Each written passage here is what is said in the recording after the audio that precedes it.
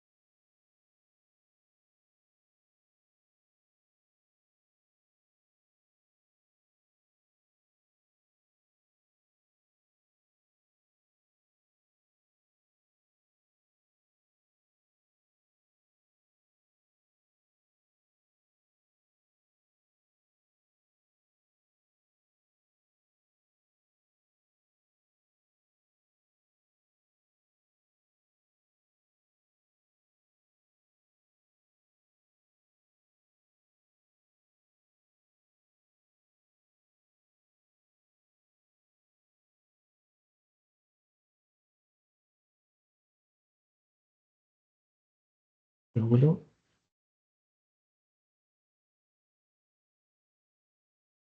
Creo que ya está. Bueno, buenos días a todos. Bienvenidos a esta nueva edición del curso de actualización en medicina. Hoy tenemos el gustazo de contar con el doctor Gilmar Pugnet, que es un adjunto especialista del servicio de urgencias, medicina de familia de nuestro servicio de urgencias, y nos hablará de una herramienta, creo yo, fundamental y básica en muy buenas manos como las suyas. Realmente es una persona que controla mucho la ecografía clínica y creo que es una herramienta que justo en el área de urgencias y para los clínicos, pues nos aporta mucha información en el paciente agudo. O sea que Gilmar, cuando quieras y gracias.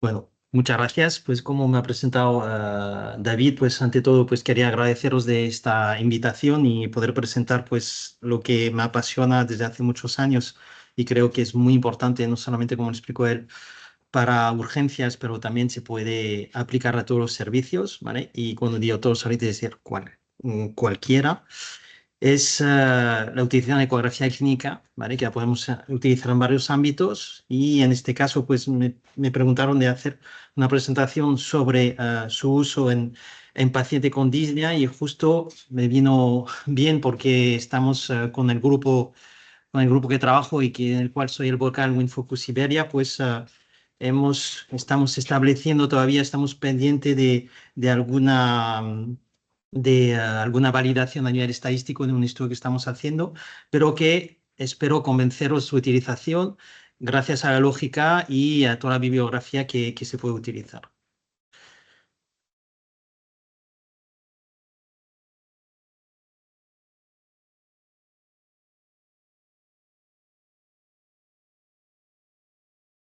¿No?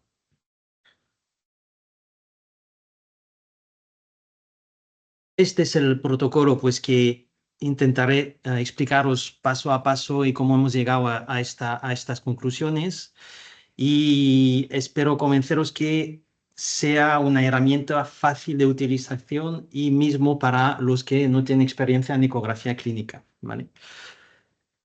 Esta presentación, pues lo que haremos básicamente es hacer una leve introducción sobre la disnea, explicar el concepto de ecografía clínica, ¿vale? Y fundamentos que, por supuesto, he resumido a lo más básico posible, pero que veáis que cualquier persona lo podría realizar, tanto a través de la ecografía pulmonar, la ecocardio clínica, ¿vale? Por supuesto, no pretendemos ser cardiólogos y fundamentos sobre la ecografía en extremidades inferiores. Ahí veréis nuestro razonamiento de cómo hemos llegado al uso y al establecer este Clinic Plus, ¿vale? Y acabaré con las conclusiones muy simples y sobre todo lo que hemos hablado con David es poner casos clínicos, ¿vale? Sobre todo esta herramienta, lo que explicaremos es una herramienta no solamente para el paciente que está muy chocado, ¿vale? Porque el paciente muy chocado, pues es el paciente que da más clínica, más viría, es el que justamente la ecografía clínica ha aportado mucha evidencia científica, pero que también se puede aplicar a cualquier paciente que viene de disnea con, digamos, constantes normales. La disnea aguda, por supuesto, cuando los residentes rotan con nosotros y en cualquier servicio clínico, pues es uno de los síndromes, ¿vale? Uno de los síntomas y clínica que tenemos que hacer sí o sí un diagnóstico diferencial. Este diagnóstico diferencial de la disnea, pues vemos que en esta publicación recientemente que se había hecho desde la SEMES en un estudio que era recopilación de la insuficiencia cardíaca, pues vemos pues, que la disnea, diagnóstico diferencial puede ser la insuficiencia cardíaca, un 30-40%, el MPOC-asma, que representa un 20-30%, neumonías un 15-20%, y el TEP, que representa un 5%, y por supuesto, otra tipología de enfermedades, como puede ser pues, las enfermedades intersticiales, que por suerte no hay tanta prevalencia. ¿Por qué es importante el diagnóstico de la disnea? Es porque cuanto antes, pues tratamiento más rápido. Y esto tendrá una rentabilidad, ¿vale? Muy importante para nuestros pacientes. La disnea, ¿cómo le podemos explicar? Pues no solamente es algo a nivel fisiopatológico, pues la disnea aparece porque tenemos una hipercapnia, porque tenemos la aparición de una hipoxia, pero también tenemos una carga mecánica cuando tenemos las fibras elásticas que pueden estar alteradas o los músculos diafragmáticos, intercostales que ya están agotados, ¿vale? Pero también la hiperinsuflación en MPOC, por ejemplo, provoca pues todos estos problemas mecánicos y a nivel pues de surfactante, etcétera, etcétera. Y también pues tenemos una afectación pues a nivel de receptores que pueden ser, que no voy a nombrar, por supuesto, aquí no es una clase de fisiopatología, pero que intervienen en la disnea. ¿Y cuál es nuestra valoración? Pues tenemos una valoración clásica, la que tenemos que tener cualquier clínico, ¿vale? Me repetiré, pero espero que al final de esta charla estéis convencidos que la ecografía no viene a sustituir un médico, no viene a sustituir todo lo que hemos aprendido durante estos 6 años y durante estos 12 años que acabamos la residencia. Nuestra valoración de la disnea pasa a través de una anamnesis clínica, ¿vale? Que se tiene que hacer de forma escueta, de forma profunda e inteligente. Y también, pues, la exploración física, que nuestra arma de toda la vida ha sido, pues, el fonendoscopio. También realizaremos, por supuesto, una monitorización y después vendrá pues, a la utilización de pruebas complementarias que sí nos ayuda a realizar este famoso diagnóstico diferencial que es muy importante en la disnea. Este es digamos, el algoritmo básico que tenemos que saber cualquiera que está en urgencias básico, más básico no puede haber. Cuando empezamos pues, a evaluar un paciente con disnea, la anamnesis, la utilización de la exploración física y la utilización del fonendo, y a través pues, de los diferentes sonidos que podemos auscultar, pues orientar más bien cuando estamos en el box del paciente, cuando realizamos, por supuesto, estas famosas exploraciones que tenemos que hacer mínimo de 15 milímetros, que por supuesto en mi servicio es muy difícil, pues a través de estos sonidos podemos realizar este diagnóstico diferencial, ¿vale? Por ejemplo, si tenemos crepitantes y son localizados, pues tendrán una neumonía. Pero pensamos en neumonía si tenemos un contexto clínico.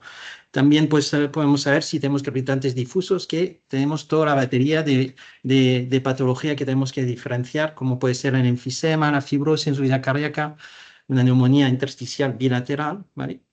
Y claro, esto pues ya ha demostrado que tiene sus límites cuando estamos en el box del paciente, ¿vale? Las limitaciones, pues, a través de este estudio, de esta recopilación de ver la verosimilitud, pues, de cuando realizamos una exploración, pues, hay algunos, bueno, que veis a nivel estadístico, cuando tenemos una LR positiva, pues eso quiere decir que cuando tenemos este signo clínico, pues tenemos una gran probabilidad de encontrar esta patología. Pero varias veces este signo está, pero no es muy representativo de un tipo de patología. El hecho de que no esté este signo, pues tampoco que lo descartamos, y ahí viene la limitación de la auscultación y de la valoración clínica. También, pues, este estudio que tenemos, que salió en el European Journal de los médicos de urgencias, pues vemos que según qué tipo de enfermedad, ¿vale? Pues, por ejemplo, en EPOC, pues la sensibilidad de oír, pues, sibilantes y crepitantes, pues, puede ser altísima, pero la especificidad es muy baja.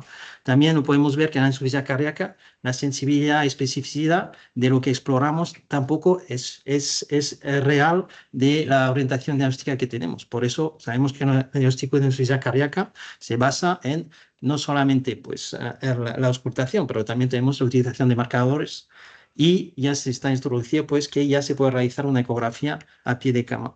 También tendremos la limitación de las pruebas complementarias. La meta es lograr explorar el paciente y cuando salgamos del box del paciente ya tenemos una orientación diagnóstica y que nos pueda reducir la utilización de pruebas complementarias.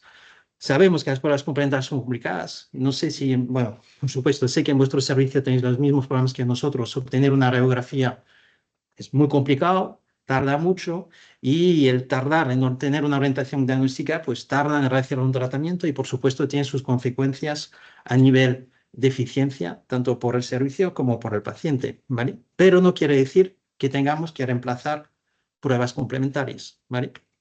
Y veréis por qué. Después, pues apareció desde los años 2000, pues la utilización de la ecografía en urgencias, pero no solamente en urgencias, pero en varios tipos de servicios médicos. Y, por supuesto, pues vimos que tenía más sensibilidad para neumonías. Vimos, pues en la época del COVID, que todo el mundo nos regalaron ecógrafos a todos los servicios porque pensábamos que era la mejor herramienta para realizar diagnóstico diferencial. También se demostró, pues, que teníamos mayor efectividad en el diagnóstico de insuficiencia cardíaca, que, por supuesto, pues todo el mundo busca el punto pulmón, que explicaré después, para saber si tenemos un neumotórax. Entonces, ¿qué pasó? Pues basándonos en el concepto de que se intentó de ecografía clínica, ¿vale? Pues salieron dos artículos que son la Biblia, el inicio de toda la ecografía clínica, que son el CHESS que salió a nivel de Blue Protocol en 2008 con el doctor Lichtenstein, y el primero y único consenso que hubo en 2012 que reunía tanto cardiólogos, intensivistas, médicos de urgencias, internistas, en el cual pues se establecía las pautas y las pautas de diagnósticas y, digamos, cómo podemos realizar estas ecografías.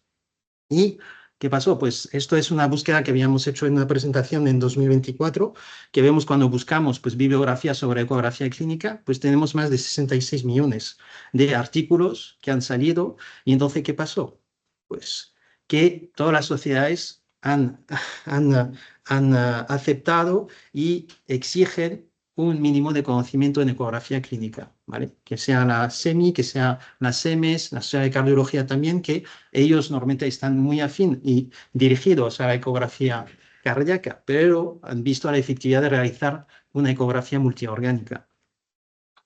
Y entonces, pues, intento aquí buscar pues, las exigencias que podemos tener acerca del médico de urgencias y lo que se pensaba que podía aportar la ecografía clínica. Y como veis, pues, ¿qué buscamos? Pues un dominio técnico, un dominio, pues, un diagnóstico rápido, ¿vale? Es una de las exigencias que tenemos a un médico de urgencia, pero también a todos, ¿vale? Y pues la ecografía pues, nos ayuda a detectar varias patologías de forma más rápida, ¿vale? Aumenta la sensibilidad de la exploración, permite confirmar, descartar hipótesis, pero también pues vemos que puede ayudar a la toma de decisión, ¿vale? Y vemos que ofrece evidencia objetiva, que orienta decisiones, permite valorar respuestas a tratamiento.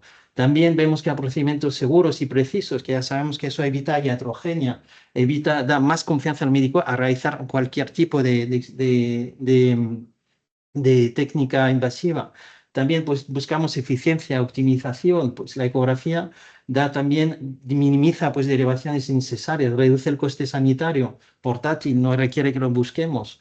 Seguimos, buscamos humanidad en relación con el médico paciente, pues cuando estemos haciendo una ecografía, cuando, por ejemplo, pues podemos comunicarnos fácilmente con el paciente, afinar nuestra exploración, mientras que cuando estamos en el fonendo que venimos y ya nos vamos, pues ya es más difícil. También permite que tengamos una formación continua y autocrítica, que veréis que en los casos que he puesto no todo es fácil y tenemos que hacer una autocrítica en nuestra evaluación de los pacientes y estar actualizado y más en ecografía, pues eso fomenta y evita pues, el burnout en nuestro servicio.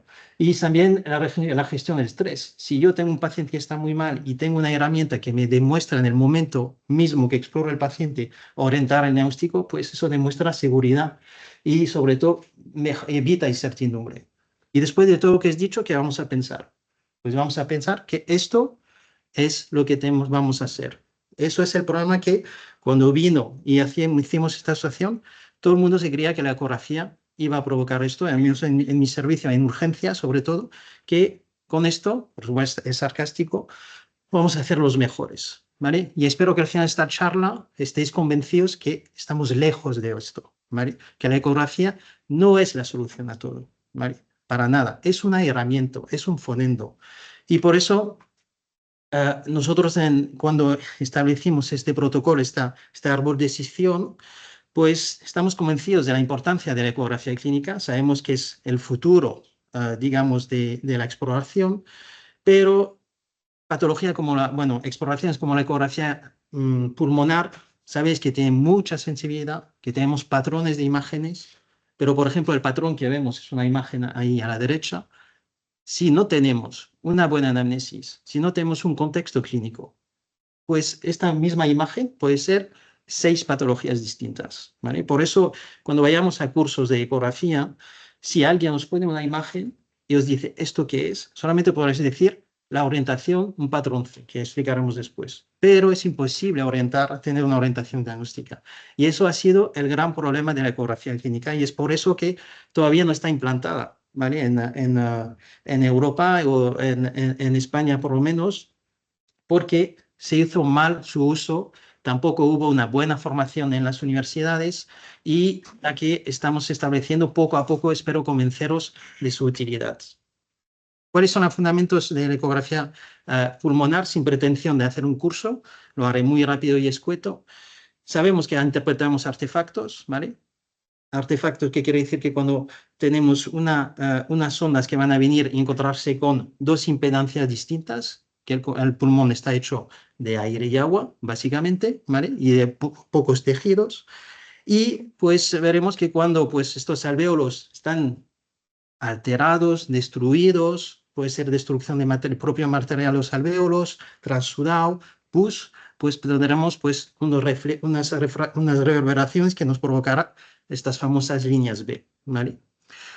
¿Qué tenemos que saber? Y eso es un punto muy importante, ¿vale? Es que cuando realizamos una valoración del pulmón, lograremos, aunque tengamos una caja torácica, valorar un 70% del pulmón, más o menos. ¿Qué quiere decir?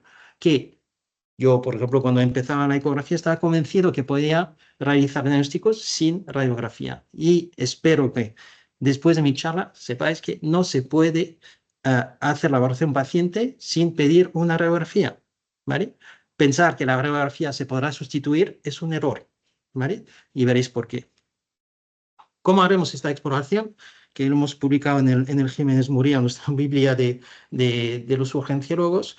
Pues muy simple, veréis que cada tipo de protocolo que puede existir pueden subdividir en 20 puntos, 48 puntos, sobre todo se hacen los servicios intensivos. Nosotros, pues como tenemos pacientes que se pueden desplazar, la mayoría, por supuesto, pues hemos decidido pues, que se podía realizar una exploración en 6 puntos, donde tendremos la parte derecha que se dividirá 1, 2, ¿vale? Dividido entre la línea axilar anterior-posterior, que dividimos a nivel mamario más o menos, pero lo más simple es poner un puño, ¿vale? Que los definiera. Y después tendremos el 3-4, que por supuesto, desde que yo era residente, los compañeros de interna siempre me explicaron y siempre se me quedó, cuando se explora, se ausculta la axila. Pues lo mismo cuando pasamos el ecógrafo, que no pasa nada, además se limpia. Y después tendremos la valoración pues, a nivel dorsal, que serán los puntos 5 y 6, ¿vale? Que, por supuesto, contornearemos pues, la escápula. ¿Qué buscaremos? Buscaremos las líneas A, reverberación, pulmón, aireado. Pulmón, que está entre el yin y el yang, que está perfecto entre el aire y el agua, ¿vale? ¿Qué buscaremos? Valores de referencia, el famoso bad sign del doctor Lichtenstein, que tenía mucha imaginación, costilla a costilla, ¿vale? Después buscaremos este famoso signo de la cortina, muy importante a nivel posterior e inferior, porque si lo tenemos, descartamos al 100% que tengamos la presencia de líquido, por ejemplo. ¿Y cómo lo valoraremos? Pues siempre nos han dicho que podemos valorar de forma transversal, pero también lo podemos de forma longitudinal. Si yo observo una lesión, ¿por qué yo pues, no contorneo estas costillas y puedo objetivar tranquilamente, pues muchísimo más fácil las diferentes lesiones? ¿Qué tendremos que valorar cuando iniciamos la valoración pulmonar? Pues el movimiento pleural. Este movimiento pleural, ¿qué quiere decir? ¿Que estoy viendo las pleuras? No. Lo que estoy viendo es indirectamente un movimiento de una impedancia aire, ¿vale? Aire y tejidos. Y eso es lo que vemos. No veo directamente la pleura, ¿vale? Y si la veo, ¿qué quiere decir? Pues quiere decir que tengo una buena ventilación, que este pulmón se mueve, que hay un contacto entre el pulmón y la caja torácica a través de la pleura. Y entonces, pues, cuando veamos el desfilamiento pleural, podrá asegurar al 100% que no tendré neumotórax, ¿vale? ¿Qué pasa si no tengo ausencia de deslizamiento? Pues probablemente no tengo este contacto, no tengo la posibilidad de ver este movimiento. Y entonces, pues podrá sugerir con alto valor predictivo positivo que tendré el neumotórax. Pero ¿qué será importante? El contexto clínico. No voy a buscar un neumotórax en un paciente MPOC, ¿vale? Que está con tos, moco, ¿vale? Y que tenga bullas, ¿vale? Por eso esto es muy difícil de interpretar. ¿Qué pasará? Que también en el árbol decisional de saber si tenemos un neumotórax, pues buscarán el famoso pulso pulmón. Signo muy complicado que siempre se habla, que excluye al 100% el neumotórax, pero que tiene sus problemas, que veréis por qué. Cuando yo pueda ver pues, la ausencia de deslizamiento, sobre todo pues, en politraumas que nosotros vemos muchos, yo puedo catalogar y tipificar la cantidad de neumotórax tiene, ¿vale? Más o menos si se queda donde estáis teniendo, que creo, espero que lo veis también, da un 10%, y cuanto más bajo hasta la axila, ya puedes llevar hasta pues, un 40%. ¿Qué veré según la situación a través de este tag? Pues donde esté poniendo la sonda, pues tendré tal tipo o tal tipo de imagen. Aquí donde veis, donde claramente no hay contacto del pulmón con la periferia, pues tenemos la ausencia de sliding. Cuando ya me acerco más, esto en el impasse que sí que hay contacto y no hay contacto, veré arriba, pues veis muy bien pues que tenemos ausencia de movimiento. Aquí tenemos la línea pleural. Y después aquí tendremos, pues veis, sí que tendremos el sliding, ¿vale? ¿Qué pasará si llego justo en esta zona intermedia? Tenemos ese famoso signo patognomónico del neumotórax. Pero claro, tenemos que tener un contacto. Entonces, ¿qué pasará en el paciente que tiene un neumotórax brutal, es decir, un neumotórax global, ¿vale? Que no haya ningún contacto. Pues en ningún momento tendremos este signo patognomónico. Entonces, por eso no siempre estará presente. Y este signo patognomónico del punto pulmón es cuando vemos, ¿veis? Espero que lo veis aquí. Tenemos ausencia de sliding y aquí vemos justo este sliding, ¿vale? ¿Qué ha permitido esto? Pues establecer este árbol decisional, ¿vale? Este árbol decisional que se puede utilizar en el Cliniclus, ¿vale? Pero también hay algo que no he puesto porque lo vamos a explicar, son las presencias de líneas B. ¿Qué quiere decir si tenemos líneas B en el pulmón? Por supuesto que no tendremos neumotórax. ¿Por qué? Porque tenemos un contacto de pulmón, diferencia de impedancia, donde estoy poniendo la sonda, donde hay alvéolos, donde hay presencia de detritus o lo que sea, y entonces por supuesto que no habrá neumotórax, ¿vale? Aquí veis. Y entonces veis que está en 60-70%, ¿vale? Cuando este famoso punto pulmón. El punto pulmón, ¿qué es? El pulso pulmón. Es cuando tenemos un movimiento que va en concordancia de los latidos cardíacos. ¿Y eso qué quiere decir? Que las estructuras están cercas y que se transmite este movimiento. Pero, ¿por qué el 60-70%? Porque nos podemos equivocar, porque a nivel intercostal tenemos arterias y también tienen sus latidos. Entonces, por eso es un árbol difícil, pero sí que ayuda bastante para distinguir si tenemos neumotórax. Pero como veis, no solamente tal tipo de hallazgo o no hallazgo nos puede hacer diagnósticos diferenciales. Vemos que cuando tenemos ausencia de deslizamiento pleural, lo podemos tener en neumotórax. Pero podemos tener un paciente con bullas y con un tórax enfisematoso. Y donde yo pongo justo en esta zona, tiene la bulla y tendré esta imagen. Podemos tener un pulmón que ha sido operado, ¿vale? Un pulmón operado, ya la ecografía pulmonar no tiene gran valor, ¿vale? Y después hablaremos rápidamente del síndrome intersticial, que es básicamente como hacemos la lectura de la radiografía, que vemos como pulmón aereado se va pues llenando los alvéolos de materia, de lo que sea, y que pues nos permite la aparición pues de varios tipos de infiltrados hasta llegar a una condensación. Esto es lo mismo que se realizó, que veréis cuando comparamos, ¿vale? Vemos pues cómo es la evolución de un pulmón que se vuelve cada vez más patológico, de un pulmón bien aereado, con inicio pues de líneas B, aumento de líneas B y hasta la presencia de una consolidación, ¿vale? Pero veis que es una evolución de una lesión, ¿vale? Y eso es importante, que estas líneas B no son afín solamente a un tipo de patología. Entonces, pues cuando intentemos hacer una ecografía pulmonar, podemos saber los distintos patrones, que cuando tenemos un patrón A, es decir, que hago una ecografía pulmonar que no veo ninguna alteración, pues tengo un pulmón aereado, un patrón seco, hasta pues la aparición de lo que ya he descrito, las famosas líneas B, que las líneas B también tienen sus definiciones, que tenemos una línea que empieza desde la línea pleural, que llegue hasta el final de la pantalla y que borre todas las líneas A que estén presentes. Sabemos que para decir que es una línea B, que tengamos un proceso patológico, tenemos que tener más de 3 líneas B en un espacio intercostal. Y ahí nos permite distinguir si es focal, es decir, si tenemos solamente en una zona, más de líneas B en una zona de un hemitórax y que lo demás esté bien, pero mirar bien qué diagnósticos diferenciales. Esto no quiere decir que tenga, por ejemplo, una neumonía porque veo la imagen. El contexto clínico, la anamnesis clínica, lo que hayamos hecho previamente o durante nuestra exploración es lo que nos ayudará a hacer nuestro diferencial. Pero mira que será la misma imagen de ver líneas B para una atelectasia, una contusión pulmonar, un infarto pulmonar. ¿Vale? Veis que no es una imagen que corresponde a un tipo de patología. Cuando tengamos el síndrome intersticial difuso, veis que aún más tenemos diagnósticos diferenciales, que corresponde que tengamos más de 2 áreas en cada pulmón, ¿vale? Dos espacios intercostales con más de líneas B.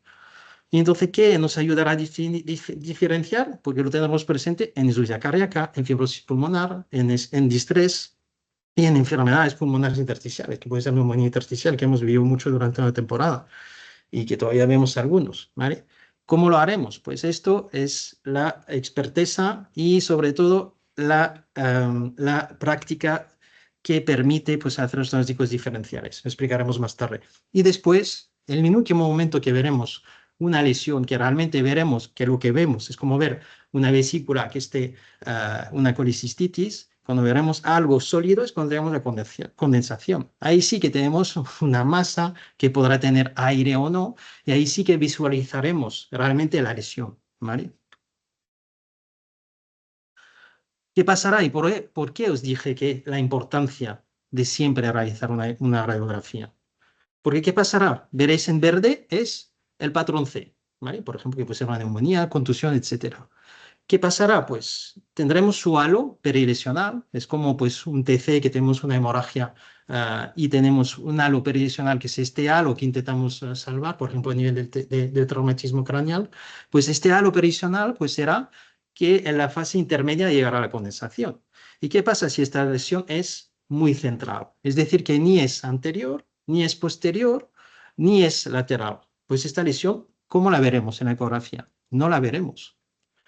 Es lo que hace que necesitamos realización de radiografía. No podemos pensar que no podemos hacer una evaluación de un paciente y descartar patología si no tenemos una radiografía de apoyo. Y como veréis, cuando la lesión es más periférica, pues veremos un síndrome focal, por ejemplo, que estará, no veremos el patrón C que estará más por dentro y no llegan todavía nuestras ondas, pero veremos estas famosas líneas B. Si tenemos la suerte que veamos, suerte, pero no para el paciente, pero que veamos pues este patrón C, pues es porque estará en contacto con la periferia y ahí sí que visualizaremos la lesión. Para los de Ramos, muy fácil. De hecho, pues es lo que más nos ha ayudado. Cuando yo era residente, ¿qué hacíamos? Pues no sé, ¿es líquido o no lo es? Pues pedíamos la ayuda de los radiólogos, ¿vale? Hasta para realizar el procedimiento, que está, no hace tampoco. Y ahora nos hemos vuelto cada vez más autónomos, que eso es lo más importante para nosotros. Pues, ¿dónde lo buscaremos este líquido? Cuando esté sentado nuestro paciente, pues veremos en las zonas posteriores, ¿vale? A ver, por ejemplo, si está tumbado, pues también lo mismo y encontraremos pues todo este líquido. ¿Y en qué nos ayudará? Pues distinguir, como veis aquí, si es o no es líquido. Aquí pues sí que tenemos la curva de Damoiseau, que sí que tiene todo el sentido y lo veremos, pero del otro lado, ¿es líquido? ¿No es líquido? Antes, ¿qué hacíamos? Pinchábamos, provocamos neumotórax, pues no lo es. Pues gracias a la ecografía podemos ver que, pues por ejemplo, era una atelectasia, puede ser una neumonía, puede ser varios tipos y no se evita pues iatrogenia. Y también la interpretación de los derrames tiene su arte. Tenéis un jefe de servicio en Lleida, el doctor Porcel, que es un gran investigador y creo que es una eminencia a nivel mundial, que yo fui a uno de sus cursos y me quedé boca abierta sobre la interpretación y el tratamiento de patologías pleurales, ¿vale? Y ya se ha establecido pues que según el tipo, ¿vale? Por supuesto no estoy diciendo que hay que interpretarlo, por supuesto hay que hacer todavía toracocéntesis, pero vemos que si vemos un transudado será anecogénico, es decir, negro, ¿vale? Si tenemos un exudado puede ser anecogénico, puede ser transudado, pero si vemos, pues como veréis, El líquido a la derecha, vemos muy bien que está ecogénico, veis que no es un líquido blanco, pues probablemente pues, será un exudado. Pero ¿qué pasará si vemos esta misma imagen que tenemos a la derecha? ¿Vale? Esto ya está trabeculado, esto ya está, más que esto se va a consolidar. ¿Y qué pensáis que será? Pues dos casos, serán dos casos, y será siempre el contexto clínico y la anamnesis que haya mucho que nos ayudará. Contexto de neumonía, pues esto es un empiema. ¿Vale? Y si tenemos una contusión, un polidroma, lo que sea, y vemos esto, pues esto, que ha pasado ya hace tiempo, pues esto es un hemotórax establecido, ¿vale? Y entonces ya estoy intentando, y de hecho estoy ya hablando con cirujanos torácicos, hacer clases, sobre todo a nivel de derrames pleurales, porque si tenemos esta imagen que vemos a la derecha, tiene interés hacer una toracocéntesis, más vale poner el tubo y hacemos 2 por 1. ¿Vale? Los fundamentos de ecocardiografía clínica es muy importante. Nunca se ha pretendido con la ecocardiografía clínica ser cardiólogo, para nada. Lo que se pretende es establecer patrones que ayudarán para nuestro diagnóstico diferencial. ¿Y que empezaremos? Pues saber leer, que ellos lo hacen, y nosotros con el tiempo y con práctica y con formación, solamente distinguir 3 tipos pues, de FEBI, 3 tipos de fracción de eyección. Solamente saber si lo que es normal, de lo que está deprimido y lo que está muy deprimido. Y también veréis el patrón que está arriba a la derecha de un corazón hiperdinámico, ¿vale? Que tendrá su interés. Más tarde que os explicaré. También tenemos la vena cava inferior, ¿vale? Interpretar la vena cava inferior, se ha pensado durante años que teníamos pues la herramienta perfecta para una evaluación hemodinámica, estática como dinámica, de cómo estamos a nivel intravascular, cómo está nuestro retorno venoso. Sí, aceptaba el líquido. Y por supuesto, nos hemos todos equivocado, porque esta vena cava inferior es muy afín a muchos parámetros, a patologías como hasta un aumento de presión intraabdominal puede alterar, hasta saber que nuestro paciente pues, es un MPOC, un cor pulmonar no diagnosticado, pues nos alterará. De ahí, pues, la interpretación, como veis, de la vena cava inferior se queda en desuso y ya se ha demostrado a nivel de bibliografía que no ha llegado a ser una buena herramienta solamente en situaciones extremas, ¿vale? El paciente que viene séptico, cuando yo lo vea desde su inicio, tendrá interés esta vena cava del inicio a cuando ya acabó la resucitación, ¿vale? Pero cuando ya tenga ya una vena cava inferior que esté dilatada, no puedo decir que este paciente no necesite volumen, ¿vale? Y estas son herramientas que como el protocolo Vexus, que estoy intentando implantar y que yo espero que lo podremos utilizar todos, nos ayudará a saber si tenemos qué estado de volemia tenga nuestro paciente. También se puede realizar, aunque se parece complicado, la diastología es muy importante y más vosotros en medicina interna, vosotros es ya un terreno que ya estáis utilizando y que yo espero que con nuestra colaboración podremos unirnos para este famoso circuito de insuficiencia cardíaca para el diagnóstico, ¿vale? Porque realizar una diastología, saber ondas E, ondas A, a través de flujos mitrales, no es tan complicado. Y sobre todo si tenemos una buena formación, nos puede ayudar para orientar nuestros flujos de tratamiento, nuestros flujos diagnósticos, y yo espero que esto sea el futuro. Es un fundamento que, por supuesto, no pretendo ya iniciar con el protocolo que estamos haciendo. Después tenemos el fundamento de la ecografía venosa en extremos inferiores, que ya colaboramos, que veo ahora la doctora Pantoja, con el servicio vascular, que varias veces nos juntamos para formarnos a los adjuntos de urgencias para diagnosticar estas TBPs, para ayudarnos también para las trombosis venosa superficial, y hasta pues estamos ahí formándonos y nos ayudan para las distales, que también son bastante complicadas. Y no hace falta ser ni radiólogo ni cirujano vascular para realizar esta ecografía. Y ya se demostró en este paper que salió en Emergencias que utilizando, pues, haciendo varias cohortes de gente que se considera experta en ecografía clínica, residentes que tienen una formación de 3 horas y que tienen 15 pacientes que han realizado ecografía supervisada y una cohorte de radiólogo. Y se ha visto que en las 3 cohortes el diagnóstico por los mismos pacientes era casi similar, ¿vale? Por supuesto, el que tenía un poquito menos era el de los residentes, pero había evidencia que se podía realizar. Y eso yo creo que cualquier clínico pues tendría que saber hacer. Y hablo de la ecografía en 3 puntos. No hablo de una ecografía reglada que realizan los vasculares.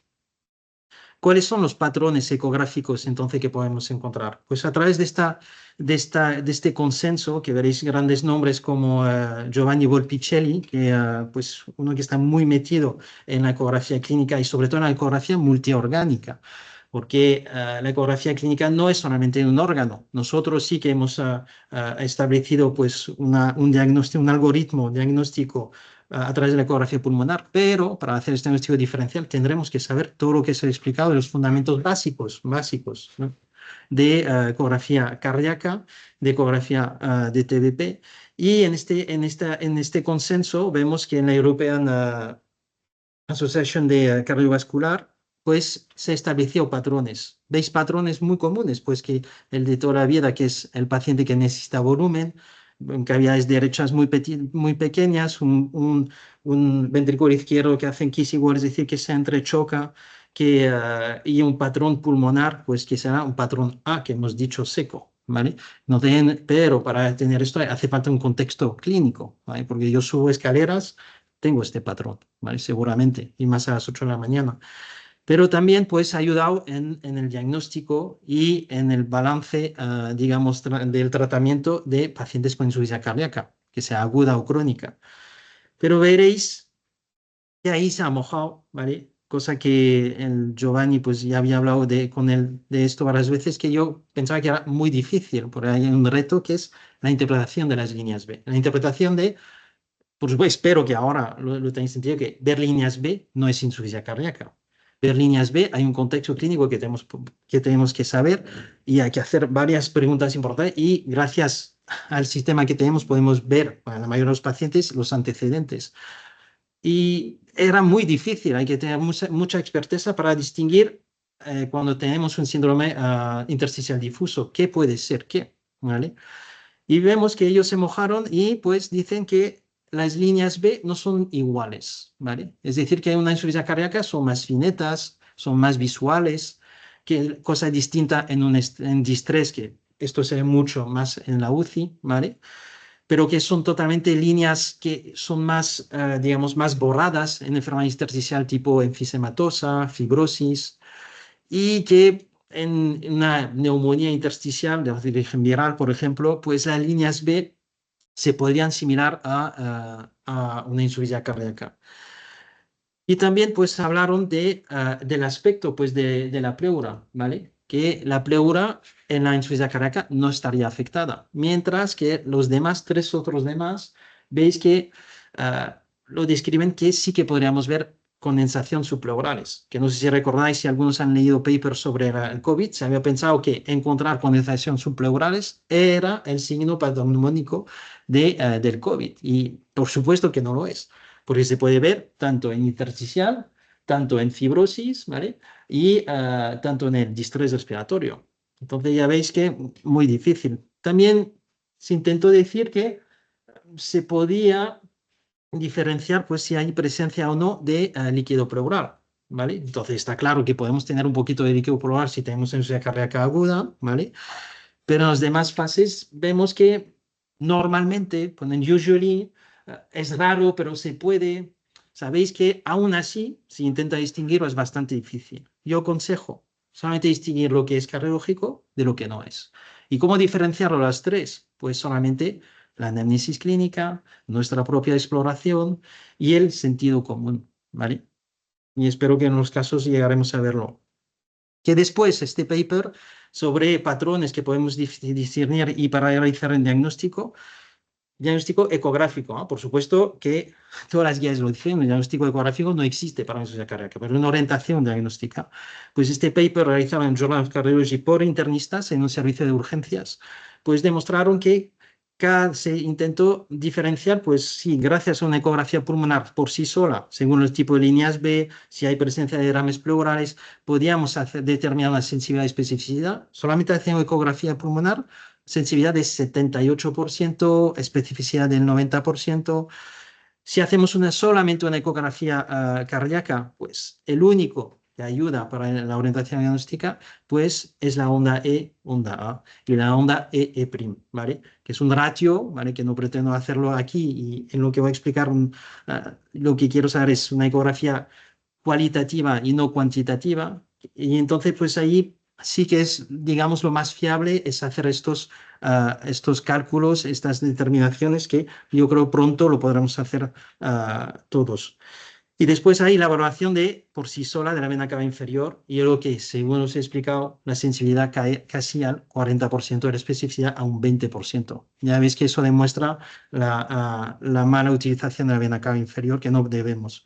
Pero lo que se ha demostrado es que cuando hacíamos un compendio, que juntábamos todo, pues ya aumentamos sensibilidad a casi un 78% y una especificidad al 96%.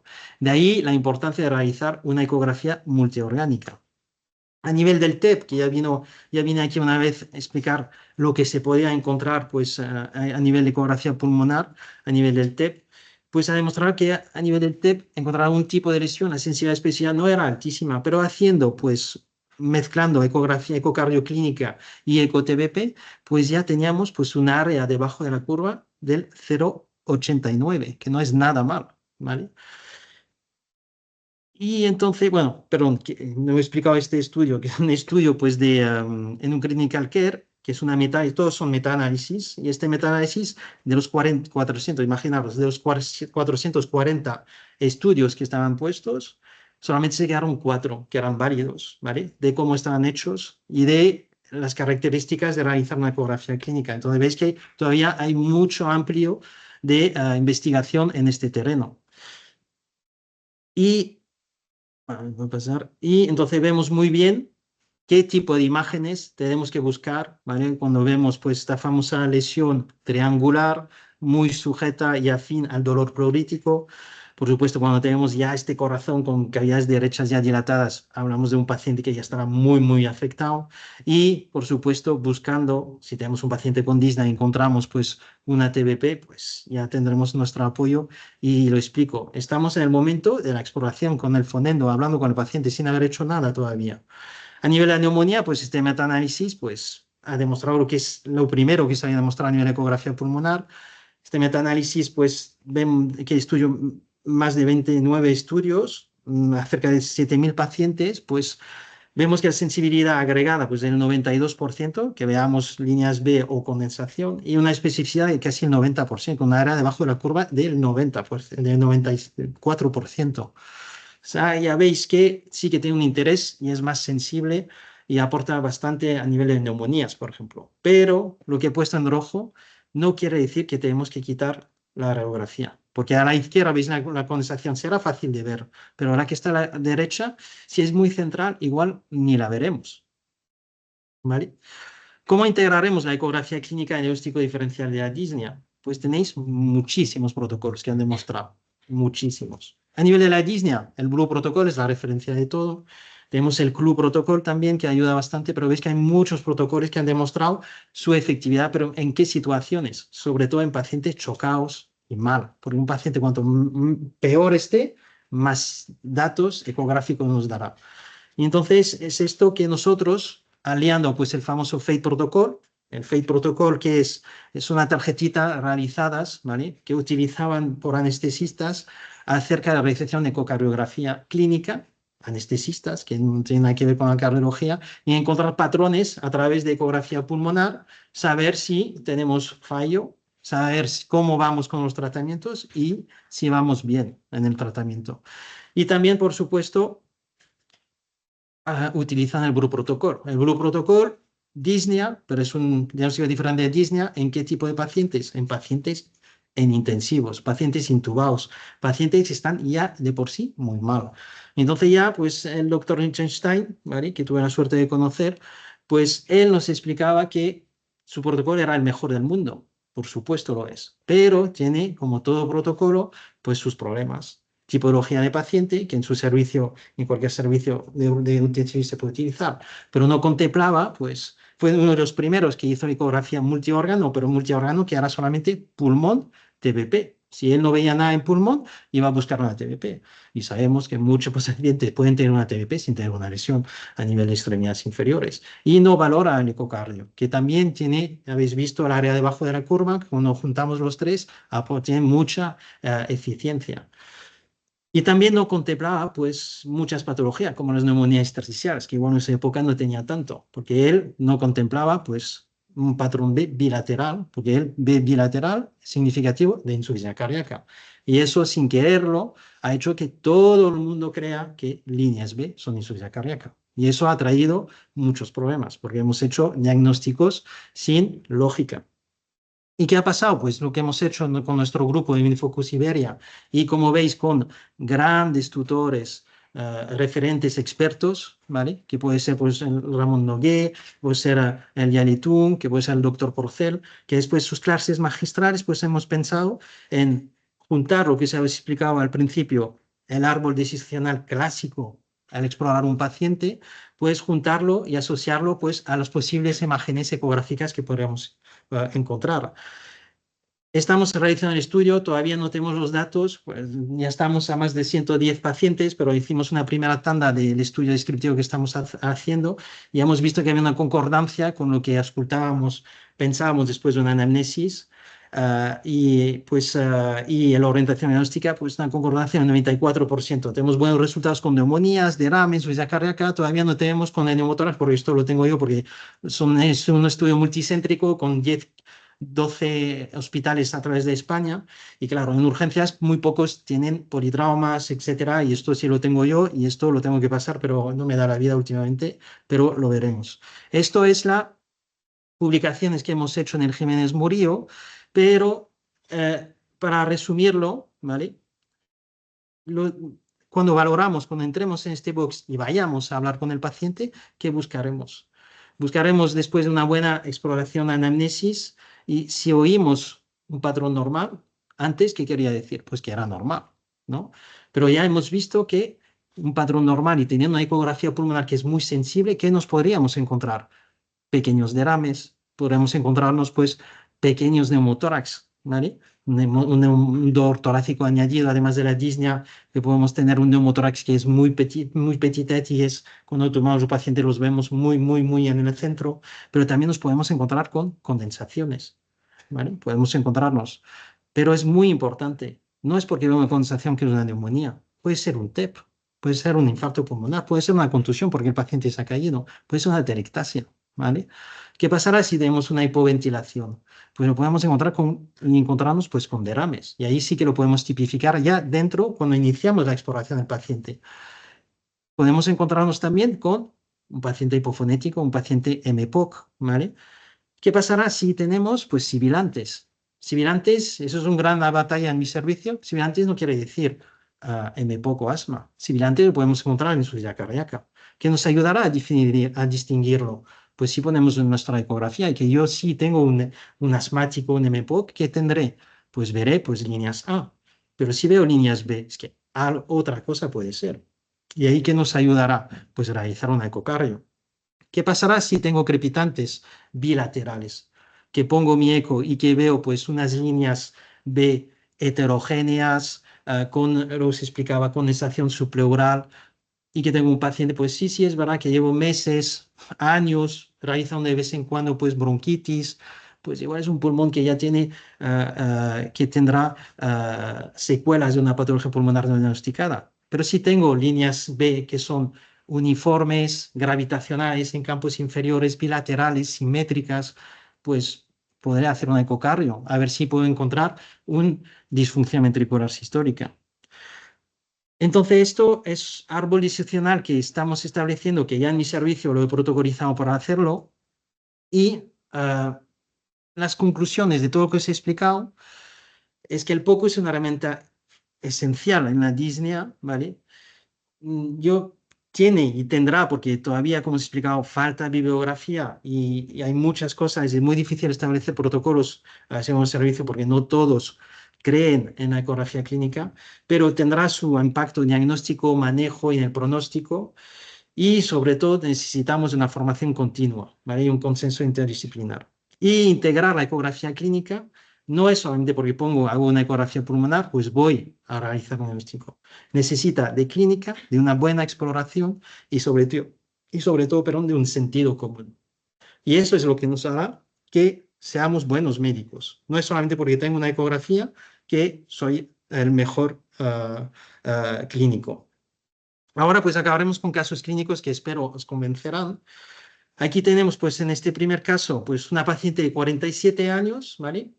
Diagnosticada de asma, ¿vale? No sabemos cuándo, pero está en sus antecedentes y ella también lo verbaliza, con sobrepeso y dislipemia.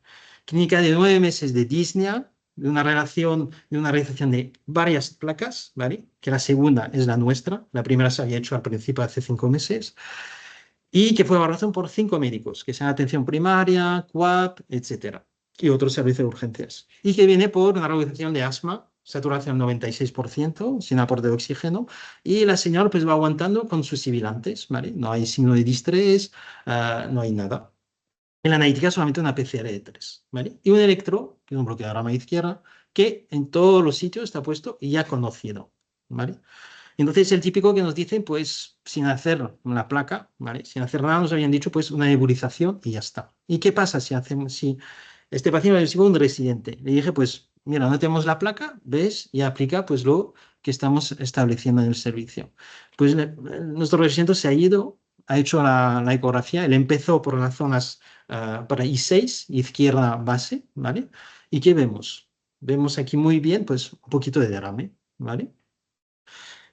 Y del otro lado, pues también a nivel derecho, pero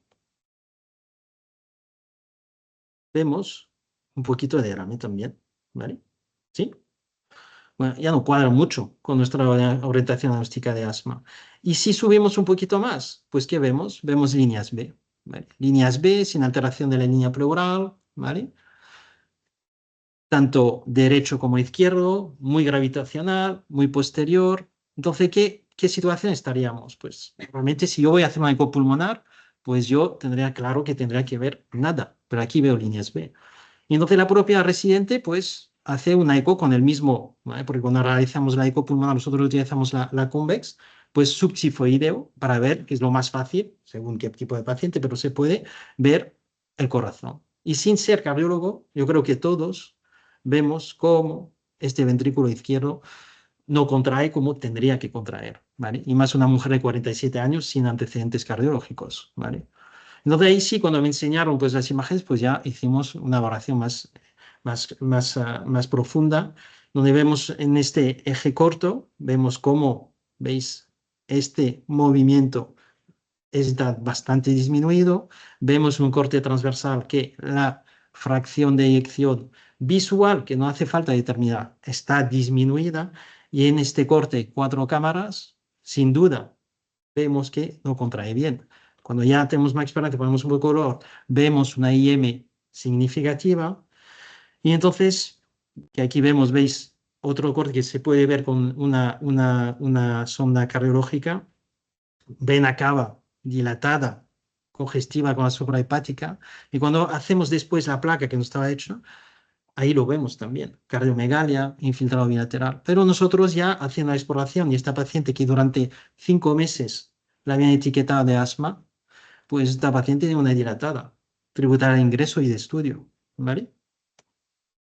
Y su BRI, que todo el mundo decía que era el de siempre, pues era el siempre desde el primer médico que consideró que era BRI, pero todo paciente con esta clínica un BRI se merece pues, una derivación a cardiología. Después, este paciente de 33 años en hipotaco COVID, ¿vale? Con antecedente de poliquistosis, ¿vale? Con seguimiento por nefrología, que está en tratamiento del Baptan, pues este paciente en plena época COVID, me explico, viene a las 6 de la mañana, con las constantes que veis, normoconstante, salvo la taquipnea que tenía, la saturación 93%, que se corrige con unas gafitas, y una febriculía de 37. Y en la auscultación tenemos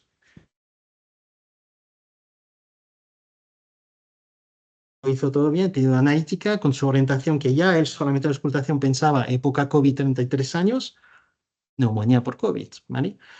Y pues la gasometría nos demostraba que había una insuficiencia respiratoria, PCR detectable, ¿vale? Y entonces, ¿en qué punto estamos? Lo mismo. ¿Sí? Estamos en situación de crepitantes, ¿vale? Y hacemos la ecografía y vemos que tenemos pues estas imágenes, ¿vale? Creo que sí, lo veis. Tenemos líneas B, plurifocal en los dos semitórax, entonces estamos presentes de un síndrome intersticial difuso.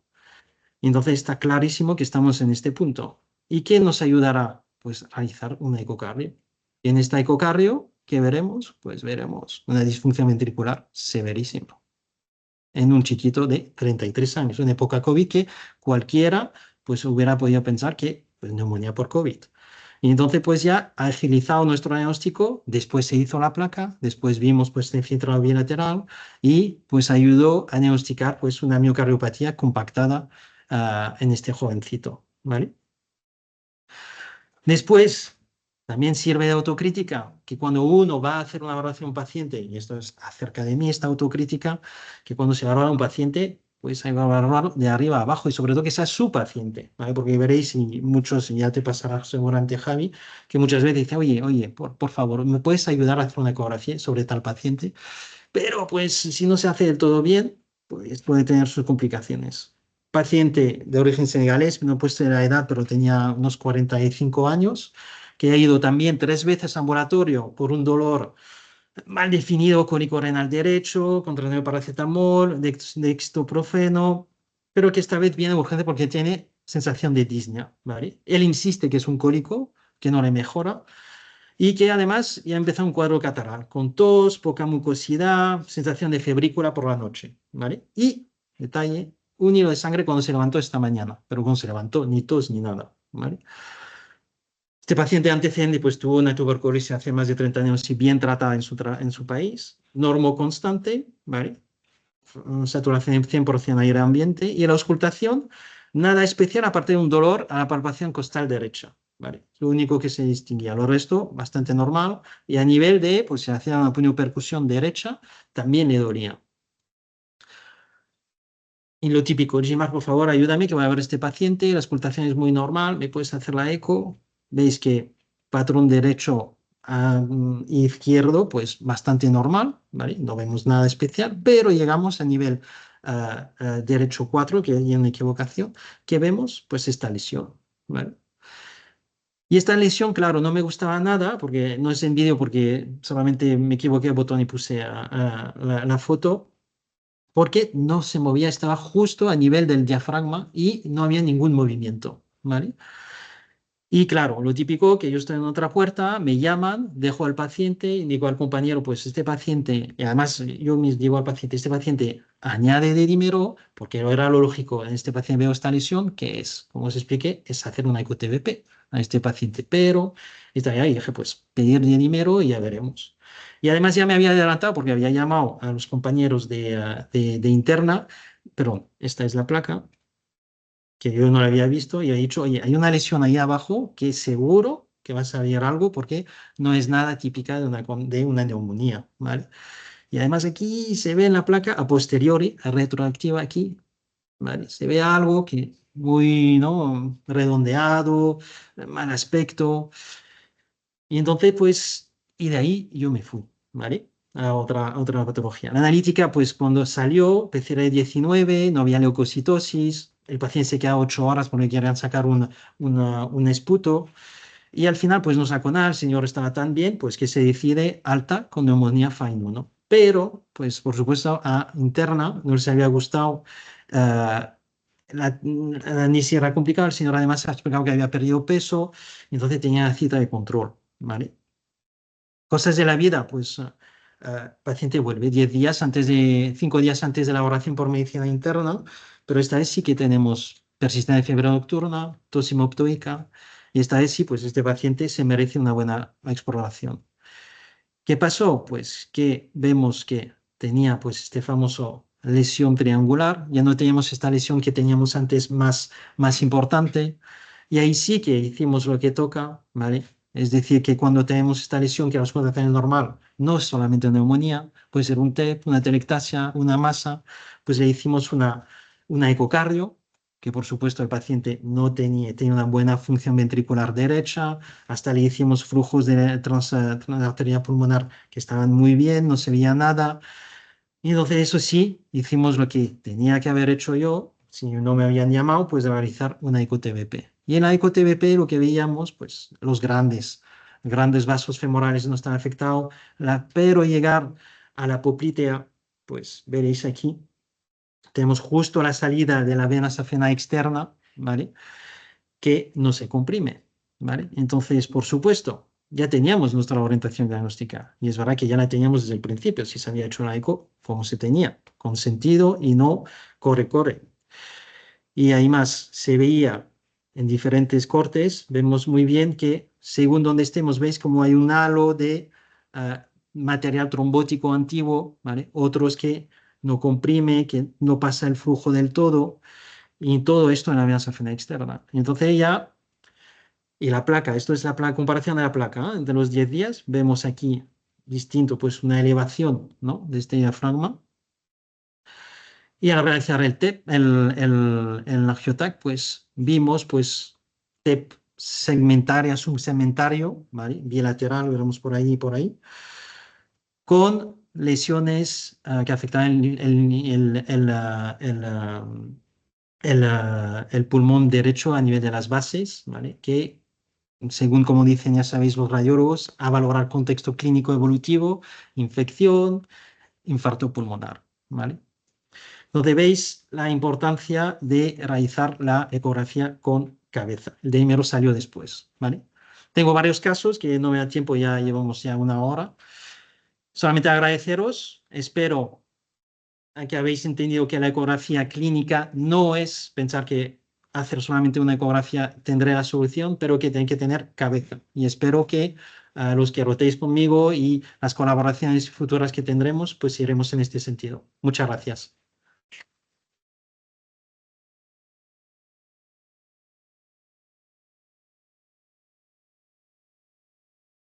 Sí, el tiempo. Muy mal de tiempo, pero si hay alguna pregunta. Sí, ningún problema, podéis encontrarme, sino después. Sí, yo tengo una buena, muy completa, muy. Sí, muy densa.